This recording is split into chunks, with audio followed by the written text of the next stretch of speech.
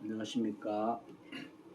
자, 오늘은 지난번 요전 앞에 바로 했었던 디자인서예라고 있었죠. 실용서의 한 영역으로서 디자인서에 대한 이야기를 제가 한번 했는데, 오늘은 거기에 이어서 두 번째로 제가 이 영역의 이름을 디자인서예라고 이렇게 말씀을 드리기 때문에 왜 이 디자인서예를 말하느냐에 대한 그 이유를 말씀을 드릴까 해서 제목을 서예와 디자인 어떤 관계 있느냐를 한번 살펴보기로 하겠습니다.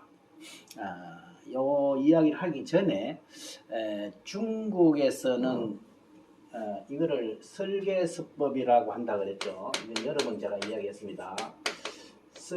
설계서법이라고 하고, 일본에서는 상업서도라고 한다고 했죠. 상업서도. 이건데 제가 말씀드린 이 디자인이라는 뜻은 사실 중국에서 이르는 이 설계 있죠.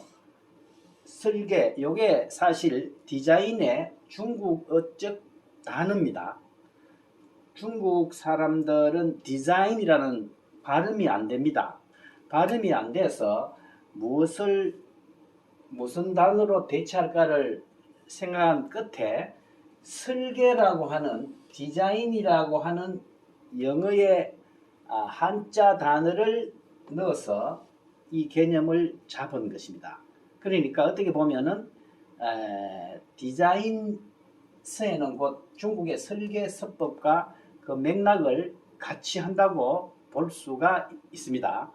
우리가 이 중국에서 만든 설계서법이라는 것을 그런대로 설계라는 것도 우리가 현실적으로 쓰기 때문에 한글로 써서 설계서에 이렇게 해도 되겠죠. 그렇지만 요거는 어디까지나 조금 삼국과의 어떤 문화적인 언어적인 차이 있어서 조금 부자연스럽지 않습니까? 그래서 속뜻은 같지만은 우리나라는 일본과 중국과는 달리 이 발음의 체계가 굉장히 외국어 서양 단어를 받아들이는데 문제가 없기 때문에 디자인을 그대로 수용하려는 것입니다.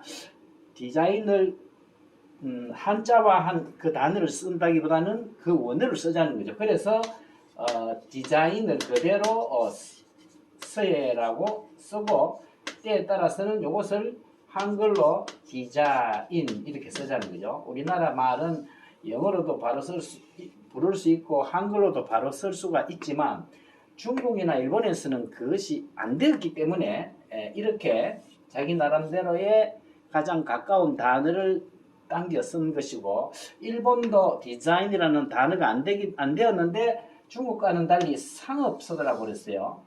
상업적으로, 그죠? 상업이라는 게 뭡니까? 이 금전 거래가 왔다 갔다 하는 게 상이죠. 업은 뭡니까?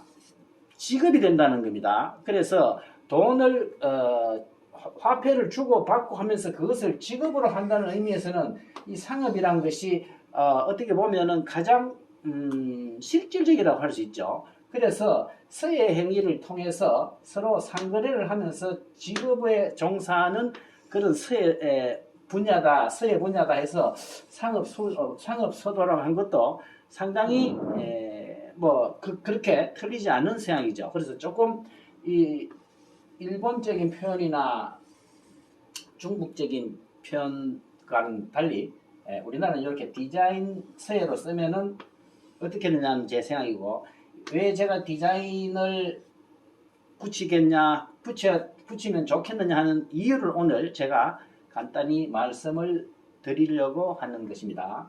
제가 실용서예를 말씀을 드릴 때 제가 거기에 한번 디자인에 대한 개념을 서예와 한번 말씀을 드린 적이 있습니다.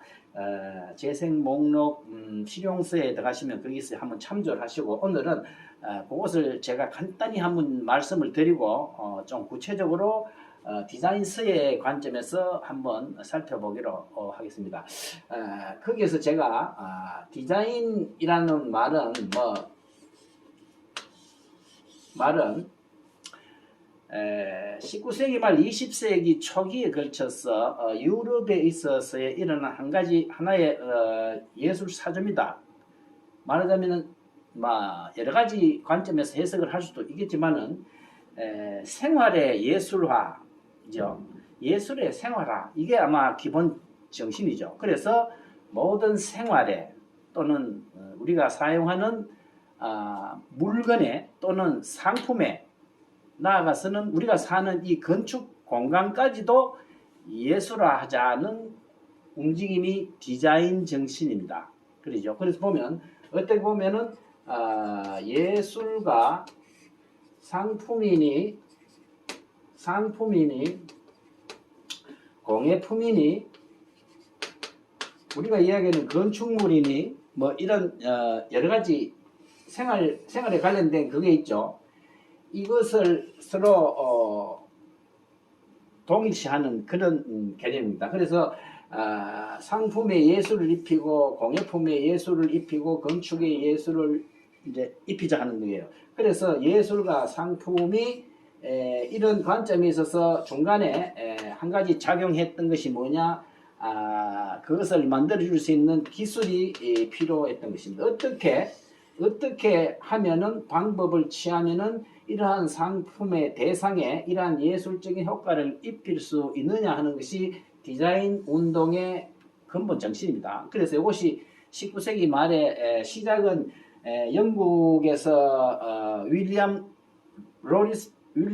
로리스라는 말한 사람이 출발을 해가지고 이것이 프랑스로 건너가서 아르누보라는 미술 어떤 흐름을 만들고 그 옆나라인 벨기에를 거쳐서 독일로 넘어가서 독일에서는 건축적인 관점에 있어서 바우하우스라는 또 움직임을 하나의 큰 흐름을 만들었던 것이 디자인의 운동의 기본 요체와 큰 흐름이라고 할 수 있습니다.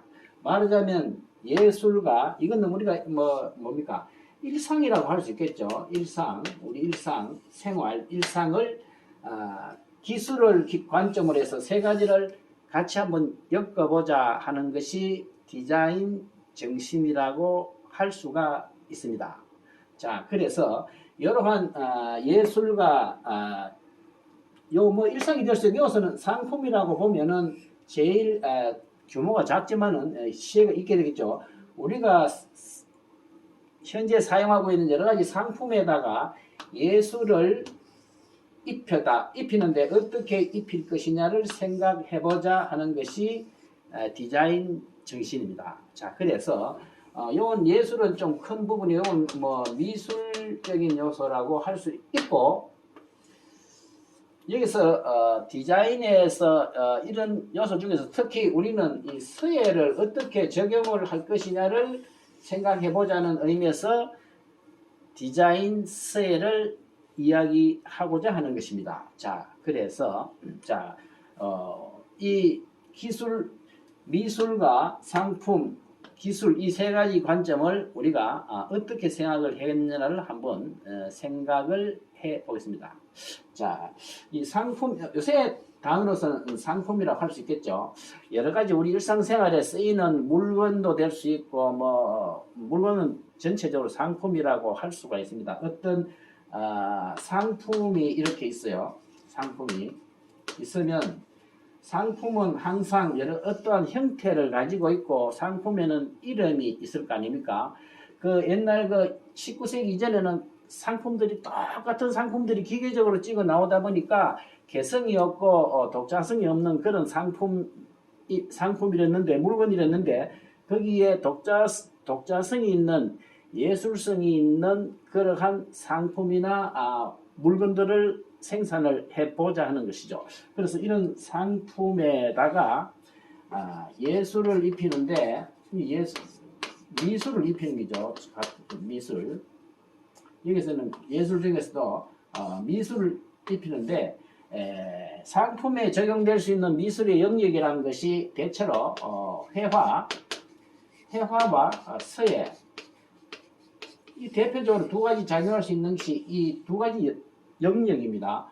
회화에서는 뭡니까? 형태, 색채, 크기, 비례 이러한 요소들이 회화의 기본 요소라고 할 수 있겠죠. 회화의 기본 요소이자 이거 미술의 기본 요소라고 할 수 있습니다. 그리고 서예는 상품의 물건의 이름이나 이런 기입하고 여러 가지 하는데 문자가 들어가기 때문에 그에 대한 것을 서예의 영역으로 보는 것입니다. 그래서 어떠한 그림이나 도안이나 어떠한 글 내용을 이 상품에다가 적용을 시키는데 어떻게 하면 보다 멋있게 적용을 할 수 있겠느냐 하는 생각을 한 것이거든요. 그렇게 하다 보니까 자연히 어떻게 하면 가장 효과적으로 할 수 있겠느냐를 생각하는 것이 한 가지의 방법이 되겠습니다. 말하자면 기법이라는 게 들어가요. 기법. 도구, 기법, 방법이죠. 방법. 어떻게 하면 좋을까 해서 사람이 손으로 하는 건 한계가 있겠죠. 그래서 도구를 쓰게 되고 도구가 조금 더 전문적으로 하기 위해서는 기계라는 것이 필요하고 이걸 좀 더 확대하면 뭡니까? 설비가 되겠죠. 그죠? 그래서 크게 보면은 이 영역은 과학의 영역이 되겠고 이쪽 영역은 예술의 영역이 되겠죠. 그죠? 요거 상품은 적용 대상인데 크게 보면은 산업의 영역이 되겠습니다. 물건 전체. 그래서 예술과 산업과 과학의 삼각적 관계에 있다고 볼 수가 있습니다. 자, 그러면 서예가 작용할 수 있는 부분을 우리가 보자는 것입니다. 이제까지 서예는 옛날 내용을 옛날 글씨로 그냥 별 효용 없이 우리가 쭉 써가온 것이 전통 서예라면은 이 디자인 서예라는 것은 무엇입니까? 이러한 현재 사용하고 있는 우리 일상 물건에 대해서 그 상품을 만들어내는데 보다 예술적인 기법을 통해서 예술적인 것을 상품에 입혀보자는 것이죠. 자, 그래서 이 각계 상품에다는 다 이름이 있지 않습니까? 여기서 회화적인 요소, 미술적인 요소는 일단은 회화로 미술로 친다 하더라도 이 세상의 모든 상품에는 항상 글씨가 들어가게 되어 있습니다. 그래서 이 글씨를 어떻게 상품에다가 적용을 하면은 가장 이 상품이 보기도 좋고 특히 부가가치를 생산해낼 수 있겠느냐? 부가가치를 생산해낼 수 있다면은 이 서예를 함으로 해서 일상생활을 우리가 생활을 해나가는데 기준이 될 수가 있겠죠. 그래서 이제까지 우리가 생각했던 순수 서예를 바탕으로 해서 그것을 상품에 우리가 일상에 사용하는 모든 상품이나 대상에 글씨를 적용시키는데 보다 예술적으로 적용시킬 수 있도록 어떠한 방법을 취하면 되겠느냐를 생각해 보는 것. 이것이 뭡니까? 일반 서예가 아닌 디자인 서예라는 거죠. 디자인은 요약하자면 디자인은 예술과 상품 그리고 과학을 이 세 가지를 같이 해서 공동을 해서 좋은 결과를 만들어내자 하는 이런 정신이라고 볼 때 이 상품에 있어서 문자가 들어가는 요소를 우리가 어떻게 잘 적용을 시켜 나갈 것이냐 하는 것을 생각하는 것이 디자인 서예다. 그래서 이 세상 모든 우리가 쓰는 물건은 전부 다 이름을 가지고 있고 그것이 상품화될 때는 반드시 그것이 포장이 되어 나가고 이렇게 포장이 되어 나가면서 거기 이름이 적힐 때 글씨가 들어가겠죠. 그래서 여러 가지 관점이 있지만은 상품의 모양, 크기, 색깔 여러 가지 그리고 그 상품을 매매할 때 그냥 매매하는 것이 아니고 이 포장을 하지 않습니까? 패키지 그런 것까지도 잘 해야 상품이 최종적으로 성공을 할 수 있는 거기에 되겠죠. 그래서 굉장히 이 사실 디자인의 영역은 복합적이기 때문에 이 서예를 중심으로 해서 이 서예, 순수 서예를 현실적으로 우리가 재화를 만들어낼 수 있는 상품에 적용을 어떻게 하면은 가장 효과적이냐는 것을 생각하는 것이 디자인 서예다. 이런 것입니다. 자, 그러면 여기 상품이 어떤 것이 있느냐 하는 것은 가장 대표적인 상품을 제가 실용 서예론에서 밝혔죠. 현판이라든지 석각이라든지 CI, BI 이런 게 있었죠. 여러 가지가 있습니다. 인장 그 몇 가지 내가 했었죠. 그래서 그것이 그런 상품들이 있지만은 그것은 서예적인 전통 상품에 있어서 가장 대표적인 영역인 것이고, 일상생활에 우리가 사용되는 모든 이 상품은 수억 가지가 됩니다. 상품은 다 그러한 요소에 해당되기 때문에 이 서예의 디자인의 영역에 적용될 수 있는 범위라는 것은 그야말로 굉장히 광범위하다는 사실입니다.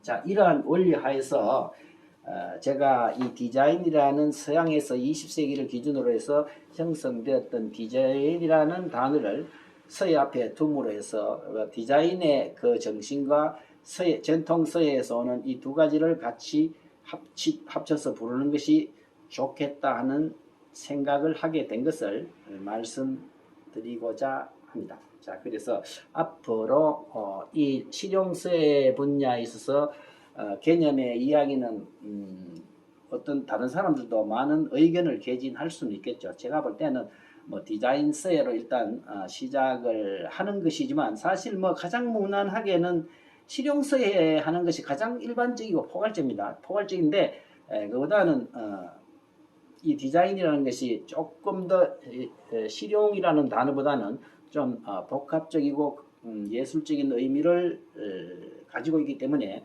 디자인 서예를 하는 것이 아마 좋지 않겠느냐 하는 생각에서입니다. 자, 오늘은 여기까지 하겠습니다. 감사합니다.